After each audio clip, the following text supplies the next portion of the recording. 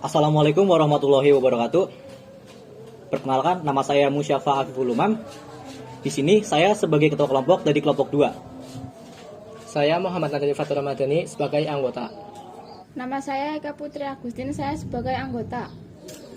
Perkenalkan, nama saya Nurul Rani Agustin, saya sebagai anggota. Saya Muhammad Taufan Akbar sebagai anggota kelompok 2. Di sini saya akan menjelaskan tentang dasar komunikasi dan teknologi komunikasi. Yang pertama, dasar komunikasi dan teknologi komunikasi dibagi menjadi 2. Yang pertama adalah komunikasi dan yang kedua adalah teknologi komunikasi. Yang pertama, pengertian dari komunikasi. Istilah komunikasi berpangkal pada perkataan Latin komunis yang artinya membuat kebersamaan atau membangun kebersamaan antara dua orang atau lebih. Komunikasi juga berasal dari akar kata alam dari bahasa Latin, yaitu communico yang artinya berbagi.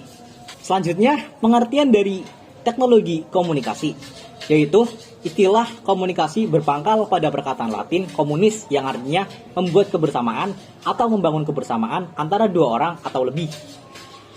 Dan telekomunikasi berasal dari kata tele yang artinya jauh dan komunikasi yang artinya hubungan. Jadi, telekomunikasi berarti hubungan melalui jarak jauh. Dan pengertian komunikasi menurut Scrum, yang pertama adalah penyandi atau encode, komunikator yang mempunyai informasi atau pesan yang disajikan dalam bentuk kode, dan contohnya adalah tulisan dan visual simbol. Yang kedua adalah sinyal, yaitu berupa pesan, berita, atau pernyataan tertentu yang ditunjukkan dan diterima seseorang. Contohnya gerakan tangan, tulisan, dan foto. Yang ketiga adalah decoder, yaitu komunikan yang menerima pesan atau penerima sandi.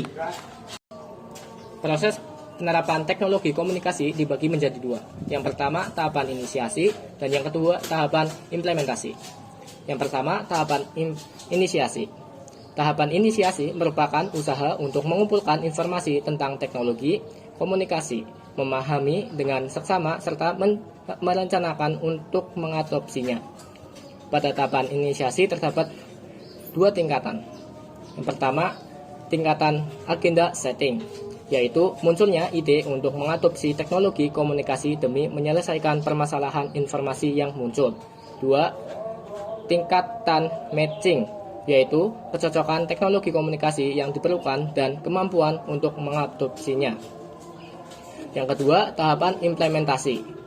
Tahapan implementasi, seluruh kegiatan yang dilakukan untuk menggunakan teknologi komunikasi yang diinginkan. Terdapat 3 tingkatan pada tahapan implementasi. Yang pertama, tingkatan agenda setting, yaitu munculnya ide untuk mengadopsi teknologi komunikasi demi menyelesaikan permasalahan informasi yang muncul. Yang kedua, tingkat matching, yaitu kecocokan teknologi komunikasi yang diperlukan dan kemampuan untuk mengadopsinya. 3. Tingkat routinizing. Teknologi komunikasi sudah dapat diketahui secara jelas dan menjadi bagian dari infrastruktur sebuah organisasi atau sebagai pelengkap bagi kehidupan individu. Perspektif tentang penerapan teknologi komunikasi.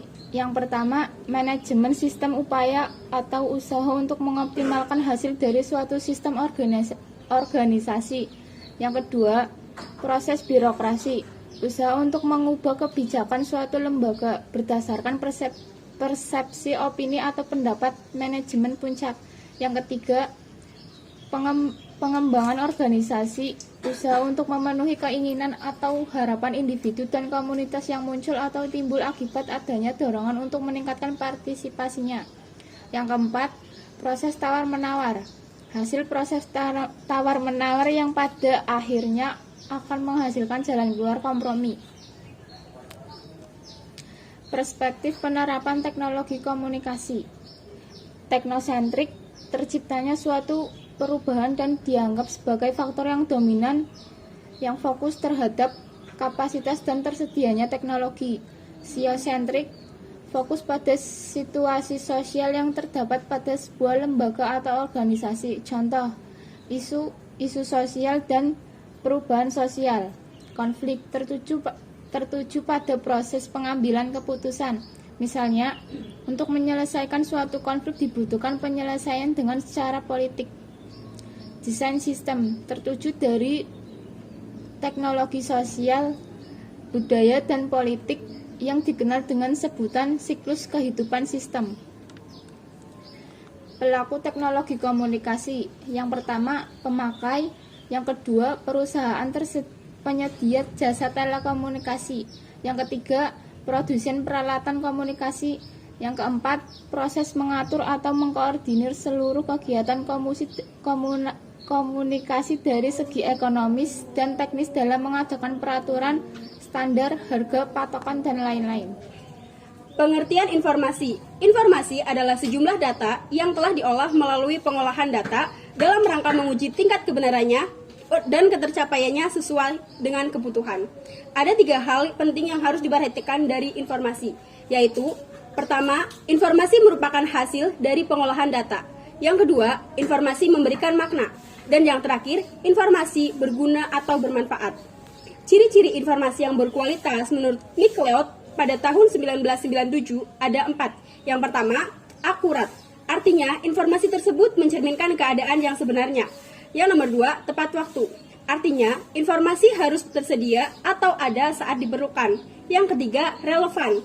Artinya, informasi yang diberikan harus sesuai dengan yang dibutuhkan. Yang terakhir, lengkap. Artinya, informasi harus diberikan secara utuh dan tidak setengah-setengah.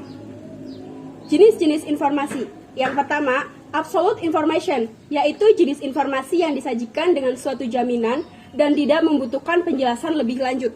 Yang kedua, substitutional information, yaitu jenis informasi yang merujuk kepada kasus di mana konsep informasi digunakan untuk sejumlah informasi. Yang ketiga, philosophic information, yaitu jenis informasi yang berkaitan dengan konsep-konsep yang menghubungkan informasi pada penggunaan dan kebijakan. Yang keempat, subjective information, yaitu jenis informasi yang berkaitan dengan perasaan dan emosi manusia. Yang kelima, objective information, yaitu jenis informasi yang merujuk pada karakter logis dan informasi tersebut. Yang terakhir ada cultural information, yaitu informasi yang memberikan tekanan dan dimensi kultural. Komponen informasi.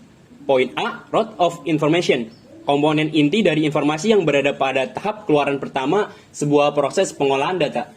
Untuk poin B, bar of information. Badan atau batangnya informasi yang disajikan dan memerlukan informasi pendukung. Poin C, branch of information. Informasi yang dapat dipahami apabila informasi sebelumnya telah dipahami. Poin D, stick of information, yaitu komponen informasi yang sederhana dari cabang informasi. Untuk poin E, bud of information, komponen informasi yang sifatnya semi-mikro, namun keberadaannya sangat dibutuhkan. Dan untuk poin terakhir, lead of information, yaitu merupakan informasi pelindung untuk menjelaskan kondisi dan situasi ketika informasi itu muncul ke permukaan. Unsur-unsur teknologi komunikasi. Yang pertama ada informasi, dapat berupa tulisan, suara, musik, gambar, dan data yang dimiliki spektrum frekuensi dan bentuk-bentuk yang berbeda.